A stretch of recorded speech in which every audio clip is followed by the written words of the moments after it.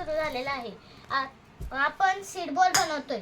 तर आपण जेव्हा पावसाळ्यात ट्रिपला जातो तेव्हा असंच हा सीड बॉल बनवून एखाद्या रस्त्याच्या कडेला वगैरे टाकायचं, म्हणजे ते झाड उगवेल तिथं आणि पर्यावरणाला मदत सुद्धा होईल झाडे उगवण्याची.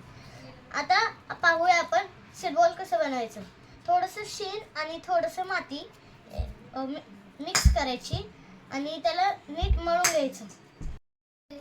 आता आपण माती आणि शेण छानशा प्रकारे मिक्स करून घेतलेलं आहे. आता ह्याच्यात बिया कुठल्या पण म्हणजे फळाचे किंवा कशाचेही बिया मिक्स करून ह्याचे गोळे बनवायचे आहेत. अशा प्रकारे आता ही गँग मी सीड बॉल बनवण्यासाठी गोळा केलेली आहे. तर हा पहिला सीड बॉल आपला तयार झालेला आहे. तर आता बाकीचे करायला लागूया.